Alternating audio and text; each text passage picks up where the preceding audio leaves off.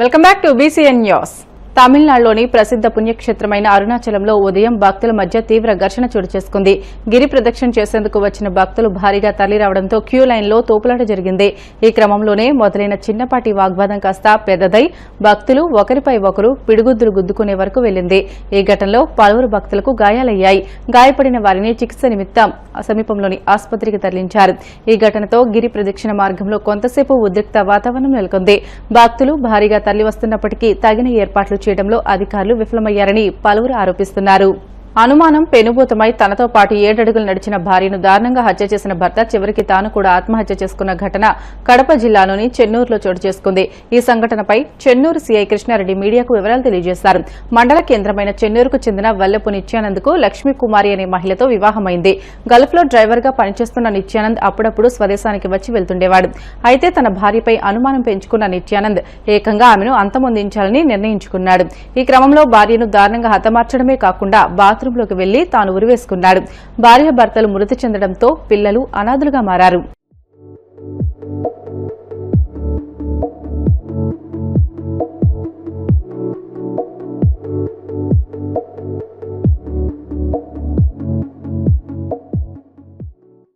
Kadapa sub division పరిధిలోని చెన్నూరు పట్టణంలో గణేష్ నగర్లో కాపురముండు నిత్యానందం అను వ్యక్తి అతని భార్య అయిన లక్ష్మీ కుమారిని ఆమె మీద అనుమానముతో ఆమెను ఇంట్లో పడుకొని ఉండగా నిన్నటి రాత్రి ఇంట్లో పడుకొని ఉండగా ఆమెను ఉరివేసి చంపివేసి ఆమె క్యారెక్టర్ మీద అనుమానంతో ఉరివేసి చంపివేసినాడు.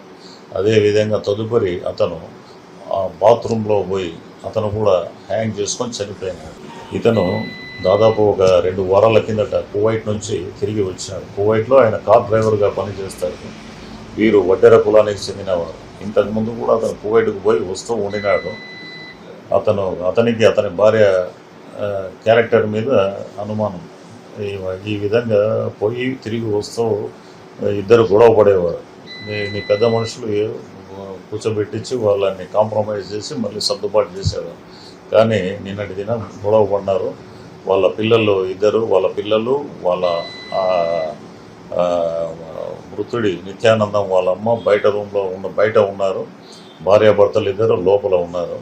వాళ్ళు మాట పెరిగి వాదలాడుకొని ఆమెను ఉరివేసి అతను చంపివేసినాడు. చంపివేసిన తర్వాత అతను పోయి బాత్రూంలో మళ్ళా అతను హ్యాంగ్ చేసుకొని చనిపోయినాడు.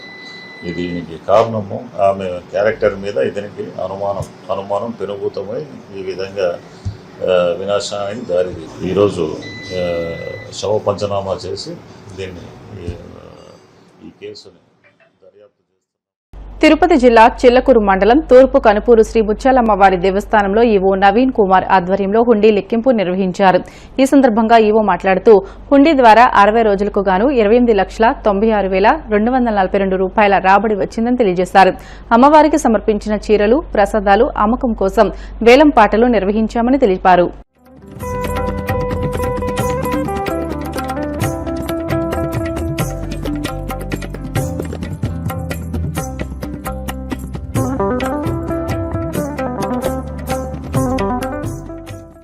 రాష్ట్రంలో కృష్ణా గోదావరి బేసిన్లో లభ్యమవుతున్న గ్యాస్, చమురు, సహజ వనరులపై అప్పుల్లో ఉన్న ఆంధ్రాకు వాటా దక్కాలని కోరుతూ జూలై నెలలో రాజమండ్రిలో రాష్ట్ర సదస్సు నిర్వహించనున్నట్లు సిపిఐ రాష్ట్ర సహాయ కార్యదర్శి ముప్పాళ్ల నాగేశ్వరరావు తెలియజేశారు.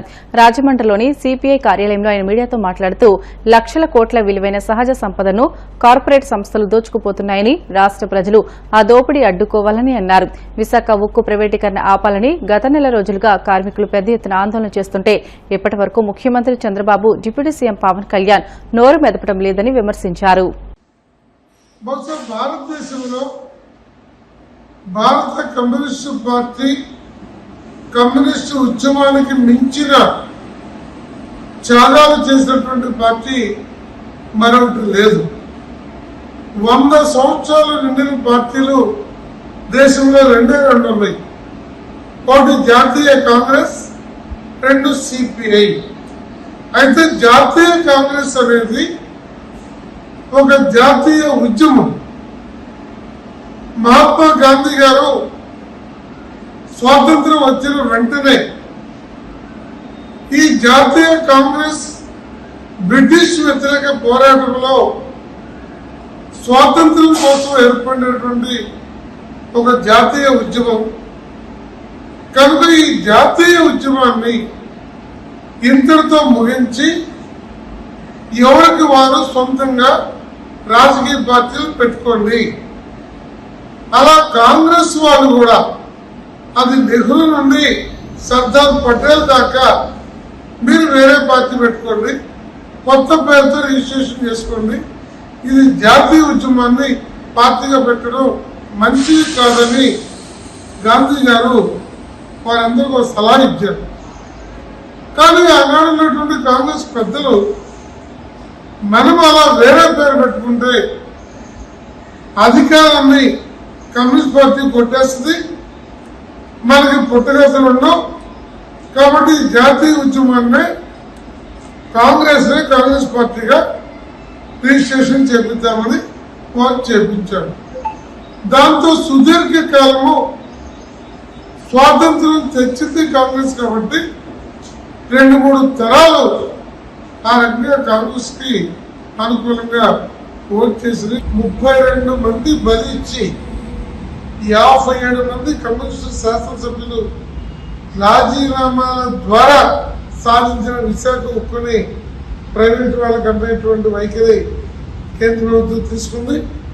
దాన్ని ఖచ్చితంగా ఎదుర్కొని స్టీల్ ప్లాంట్ పబ్లిక్ సెక్టార్లోనే నిలబెడతామనే మాట ముఖ్యమంత్రి గారు కానీ ఉప ముఖ్యమంత్రి గారు కానీ చెప్పలేకపోతున్నారు. వేలాది మంది కాంట్రాక్ట్ ఉద్యోగుల్ని తొలగిస్తున్నారు. దాన్ని తక్షణం మానుకోకపోతే అది ఈ రాష్ట్రంలో ఒక మాతృ ఉద్యమంగా మారుతుంది. ఉక్కుని కాపాడుకునే దానికి కమ్యూనిస్టులు ఉక్కు కార్మికులకి సంఘీభావంగా సిపిఐ నిలబడుతుందని చెప్పి తెలియజేస్తున్నాం. రెండో ముఖ్యమైన అంశము మన ఉభయ గోదావరి జిల్లాలకి కాకుండా ఆంధ్రప్రదేశ్ కి తెలుగు జాతికి ప్రయోజనకరమైనటువంటి విషయం. ఇవాళ గోదావరి కేజీ బేసిన్లో ఉన్నటువంటి సహజ వాయువు 47,000 చదరపు కిలోమీటర్లు మన తీర ప్రాంతం భూమి మీద, భూగర్భంలో, సముద్ర గర్భంలో విస్తరించి ఉంది. అలాంటి కేజీ బేసిన్ గ్యాస్ నిక్షేపాలని బయటికి తీయడానికి 1,000 కోట్లు కేంద్ర ప్రభుత్వం ఓఎన్జీసీ ద్వారా ఖర్చు పెట్టి బావులు గుర్తించి అన్ని చేస్తే ఇవాళ బావులన్నీ ప్రైవేట్ పరమైపోయి కేమ్స్ ఇండియా దగ్గర నుండి, వేదాంత దగ్గర నుండి, కీలకంగా రిలయన్స్ దగ్గర నుండి ఇక్కడ నుంచి పైపుల ద్వారా గుజరాత్ కి, మహారాష్ట్రకి తరలించిపోయి అక్కడ లక్షలాది మందికి ఉపాధి కలుగుతుంది. లక్షల కోట్లు వాళ్ళు కొల్లగొడుతున్నారు. ఈ ఐపీఎల్ సీజన్ ఆశాంతం ఆకట్టుకున్న పంజాబ్ కింగ్స్ క్వాలిఫైర్ 1లో ఓడినా క్వాలిఫైర్ 2లో మాత్రం అదరగొట్టింది. ఆదివారం అహ్మదాబాద్ వేదికగా ముంబై ఇండియన్స్ తో జరిగిన మ్యాచ్లో ఆ జట్టు 5 వికెట్ల తేడాతో ఘన విజయం సాధించి ఫైనల్ కు దూసుకువెళ్లింది. ముంబై నిర్దేశించిన 204 పరుగుల భారీ లక్ష్యాన్ని పంజాబ్ 19 ఓవర్లలో 5 వికెట్లు నష్టపోయి ఛేదించింది. Look at that jubilation in everyone's faces. All the hard work, all the hard yards, all the toil, all the travel bearing fruition. And spare a thought for the losing side as well. They've been pretty good. And the way they've clawed back, Hardik Pandya bitterly disappointed. All the reputation at stake of all these players. Oh, contrasting emotions on either side of the ground. Preeti Zinta, as Ravi mentioned, she's been through thick and thin with this team. 2014, the last time Punjab Kings reached a final, lost the game to KKR after getting 200 runs. 199 to be precise. And Shreyas Iyer, no emotions.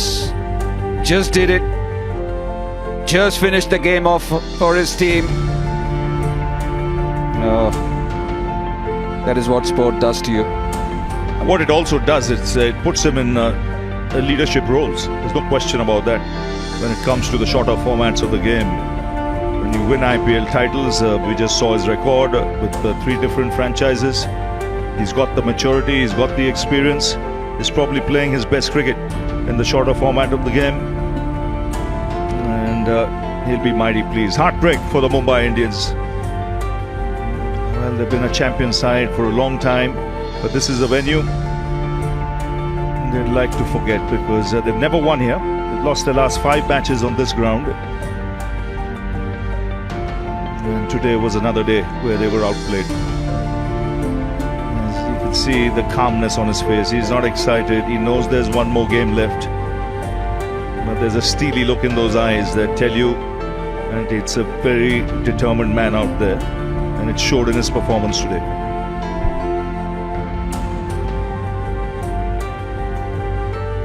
Make a good pair, good combination. Ricky Ponting, Shreyas Iyer.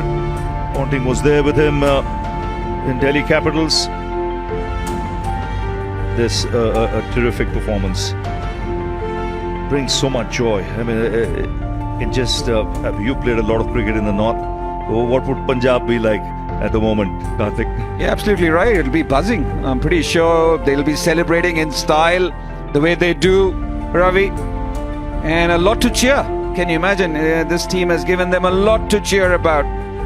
The first time he's broken into a smile when he hugged Preeti Zinta, and then his statemate, his India skipper Rohit Sharma, and just dejection writ all around. As I said, spare a thought for that man.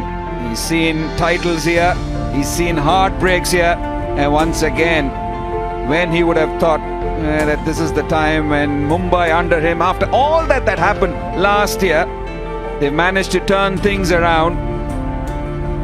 Again, having to see disappointment at that very same venue.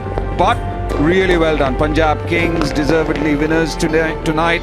And just the way they've played right through this tournament, as you said, have been very, very good. వార్తలు ముగించే ముందు ముఖ్యాంశాలు మరొకసారి. ఈ నెల 4న సంక్రాంతి దీపావళి కలిపి చేసుకుందామన్న మంత్రి నాదెండ్ల మనోహర్. సంబరాల ఫోటోలు సోషల్ మీడియాలో పోస్ట్ చేయాలని వినతి. తనది డేగ కన్ను అన్న చంద్రబాబుకు పోలీసుల హింస కనిపించలేదా? తెనాలి ఘటనపై నిప్పులు చెరిగిన మాజీ మంత్రి అంబటి.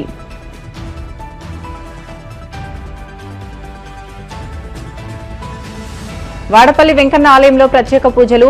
మంగళ వాయిద్యాల నడుమ శ్రీ స్వామి అమ్మవార్లకు మేల్కొల్పు సేవ, ఐశ్వర్య లక్ష్మి హోమం.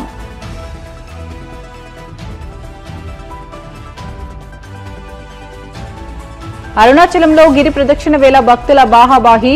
గిరి ప్రదక్షిణ క్యూలో భక్తుల మధ్య తీవ్ర ఘర్షణ, పలువురికి గాయాలు. ఇవి ఇప్పటివరకున్న బులెటిన్లోని అప్డేట్స్. మరిన్ని వార్తల కోసం BCN digital YouTube channel, Facebook పేజీని ఫాలో అవ్వండి. అప్డేట్ వార్తల కోసం ప్లీజ్ డూ సబ్స్క్రైబ్.